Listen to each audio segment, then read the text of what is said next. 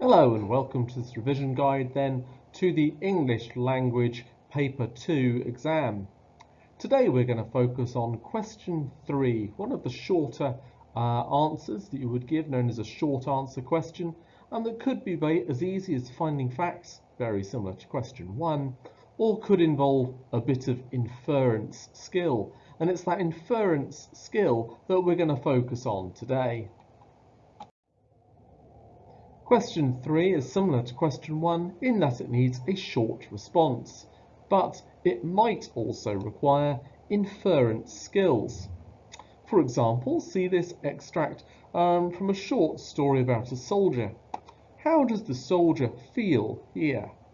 The writing itself doesn't say how the soldier feels, but the wording and the order of the words suggests or implies an emotional state. Here are two really good examples then. We have two sentences. The first is done for you. The second is one you should think about for yourselves. Josh burst through the door, red of face and out of breath. We're told three things about Josh from that sentence. The explicit, that is what is plain to see meaning, is that John has come into the room and he is tired. He is out of breath. The implied meaning, the implicit meaning, the suggested meaning is that John is in a rush. He's excited and panicked. He is exhausted after his efforts. We can tell he's in a rush from the word burst. We can tell he's excited and panicked due to him being red of face. We can tell he's exhausted from the fact he is out of breath. These are all implied meanings. Now take a look at the second example. He's just a bad loser, said Beth, rolling her eyes skywards.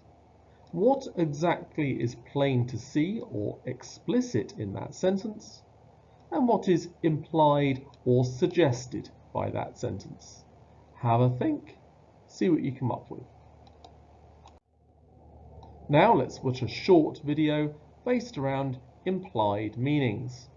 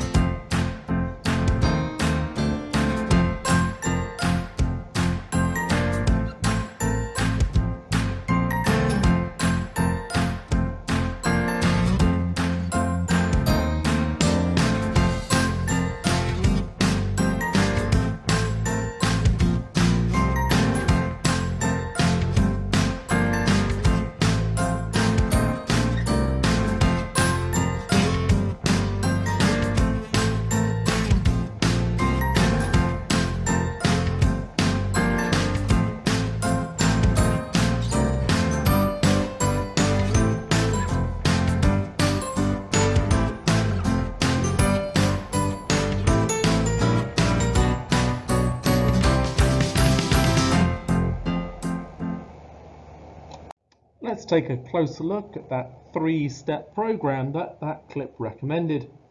1. Break the quote into parts. Look for the different adjectives or describing words that are used in that quote.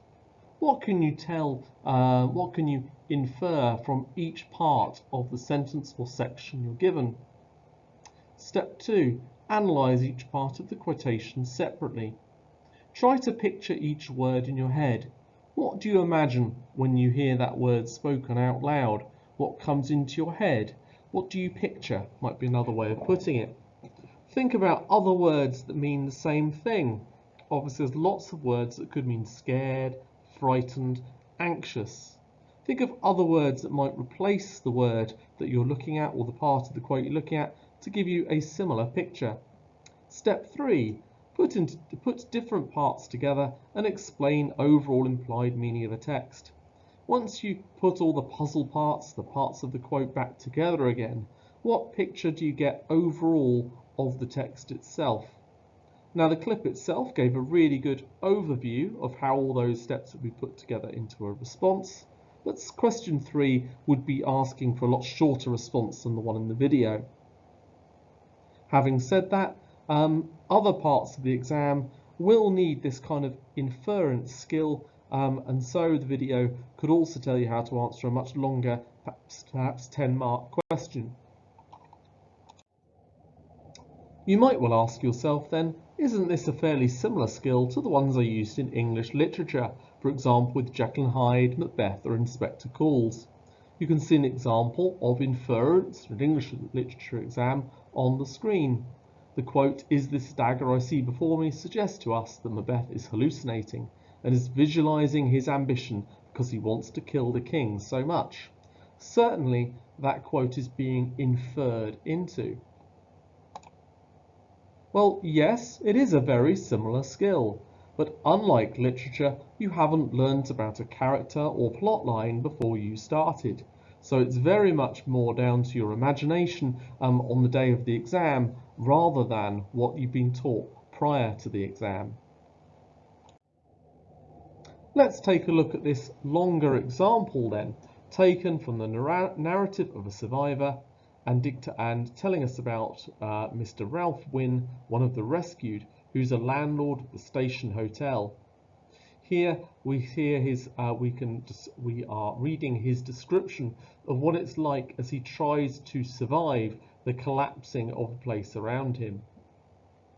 As we read this extract, have a think what different emotions Ralph is going through, and how can you tell these based on the evidence you were given. As we ran, the dust was so dense that it was like to smother us. We reached the shaft, however, and we found the tubs all blown out, and the way torn up, and the timbering and battis piled up in a heap. The first thing we saw was the dead body of a young man, which we recognized as that of William Jefferson. We lifted him up and placed him by the side of the way. Then we tried to get round to the other side of the shaft, but on our way we came upon the body of a man whose head had been blown off, a terribly mutilated body. One of our party succeeded in getting around, and we saw this young boy's foot peeping out from beneath a tub. We all cowered about the shaft and wondered if we should get out. It was evident that no one but those around us could be saved. When we'd waited between half an hour and an hour, we saw the lights of lamps coming up towards us from the direction of the crosscut flat. This then describes Ralph in a particularly precarious or difficult situation. What clues are we given about his emotional state? What order are those clues given in? You can now see the same extract with some quotes highlighted. Think what those quotes tell us about Ralph's position and his situation, and what it might feel like to be in that situation. What do we imagine? Some of those quotes, like "to smother us," suggest that he's suffocating. Suffocating is another way of saying smothered, so that would be an example of inference based on that first quote. "We lifted him up" sounds like a very basic quote. Hard to guess from that part alone how he might be feeling. But we know prior to that how difficult it was for Ralph even to get to this point. He might then feel a sense of relief at this point in the extract. He is then able to help another person. We also have a description of a man whose head had been blown off, a terribly mutilated body. The order there is what's important.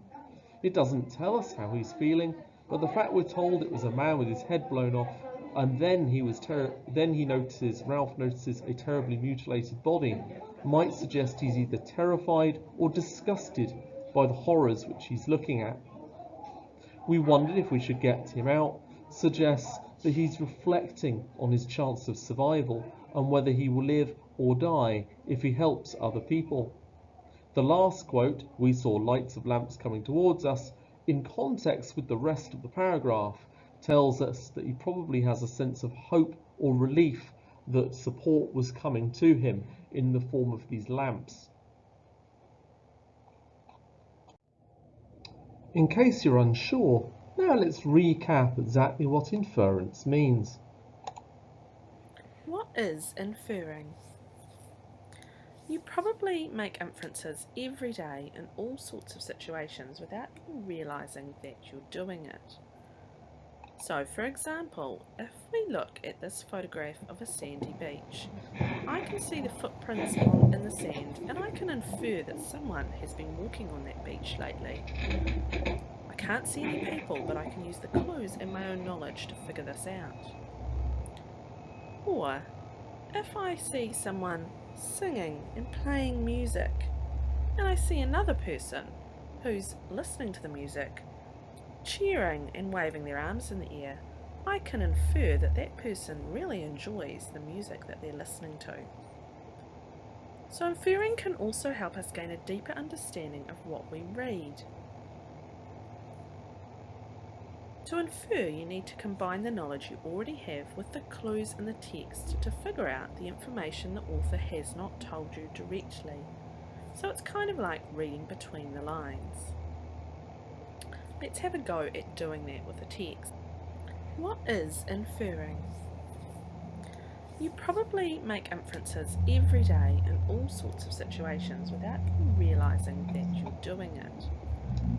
So, for example, if we look at this photograph of a sandy beach, I can see the footprints in the sand and I can infer that someone has been walking on that beach lately. I can't see any people, but I can use the clues and my own knowledge to figure this out. Or, if I see someone singing and playing music, and I see another person who's listening to the music, cheering and waving their arms in the air, I can infer that that person really enjoys the music that they're listening to. So inferring can also help us gain a deeper understanding of what we read. To infer, you need to combine the knowledge you already have with the clues in the text to figure out the information the author has not told you directly. So it's kind of like reading between the lines. Let's have a go at doing that with the text. Read along with me. Lily grinned at her mother. Finally the day had arrived. Now let's take a closer look then at how question 3 might well be answered. First up, you read the question. Then you read the quote they give you all the way through carefully. You circle the information you think gives you an idea of emotion or situation based on the word you've been given. You reread the question you've been asked. You picture what the quote suggests, and you write your answer in the box provided. The area which most students go wrong in is where you picture what the quote suggests. Really think of other words that mean the same thing as the quote you're given. Try your best to picture exactly what that quote is implying to you. You will by now have worked out then that question 3 can come in 2 slightly different forms. As the exam board themselves say, this question could ask you to identify and interpret explicit or implicit information and ideas. Either way though, it will always be asking for quite a short response. First off then, let's look at an example of a question 3 that tests explicit fact-finding. You'll notice it comes in 3 parts. Each part is worth 1 mark, and it's asking you to find particular information. What caused the coal mine to collapse? What detail does the writer give? and what gave the rescuers hope. Each one of those then asking for a particular piece of information. Now let's compare that then with a question 3 that tests implicit meanings. What does the writer mean by time is money in line 2? What does the writer suggest family members should do to help the house?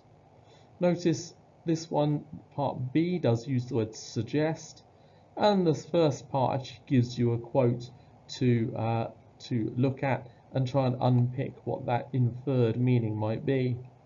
Still worth 3 marks, but a 2-part question implying 3B would need to be a little bit more developed than 3A. In other words, perhaps a longer answer, maybe 2 or 3 sentences long for part 3B. Notice one of those actually gives you a quote, so you don't have to spend too much time actually looking for it. Before we look at some longer examples then, it might be a good idea to take this opportunity to look at a phrase bank that might help you form or construct your responses. You'll see on the left-hand side there are different options for beginning your response to question 3. And then you can see different ways to explain a quote on the right-hand side.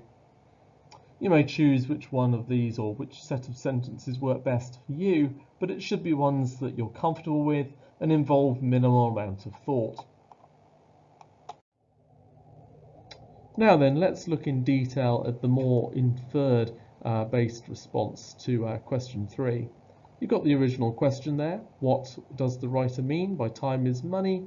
And what does the writer suggest family members should do to help in the house? The extract it comes from is underneath there, titled The American Frugal Housewife, and this is from a previous exam paper. Read through this extract, think about what the meaning is, the implied meaning is behind time is money, and then find what the writer suggests family members should do to help in the house. Okay, there might well be more than one answer to part 3B. This question then should take you 5 minutes to answer. As we now take a look at the mark scheme then, we can see that the exam board would give 1 mark for a correct response or valid alternative, and it lists off a couple of different ways that might be worded in your exam answer. It tells you what they will not allow you to say. It is a metaphor without an explanation of exactly what the phrase means. In other words, going back to what I said earlier, you've got to read the question carefully to ensure your response fits the question set. For part B, you'll notice there are 3 different answers: earn money, save money, and knitting. You'll notice there are various alternative responses, but each is specific and written in a sentence. Okay, so for that part 3B, you would need any 2 of the possible 3 answers you might give.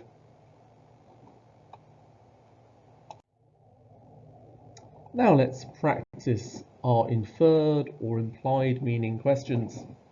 You can see a question 3 in the centre of the screen there, part A and part B, and what it's based on underneath. Please spend 5 minutes thinking what answer you might give to this question. Now let's look at a slightly longer text, and again look at an example of a question 3. To answer the following questions, you'll need to read the expat on the opposite page by Charles Dickens. You can see that on the left. Part 3A, when Charles Dickens visited the Eastern Penitentiary Prison, what did he describe as awful? And part B, give 2 details from the text that suggest prisoners in the Eastern Penitentiary Prison for a long time. So this is almost reverse inference. It tells you the inferred meaning, what is suggested, that the prisoners have been there for a long time, but it's asking you to find the evidence for that inference. What clues does this piece of writing give to suggest they've been there for a long time? Once again, you'd have 5 minutes to respond to that. This then, up to that last exam question, are the responses the exam board will be looking for and how exact they expect your answer to be. Thank you then for listening to this revision video based around English Language Paper 2, Question 3.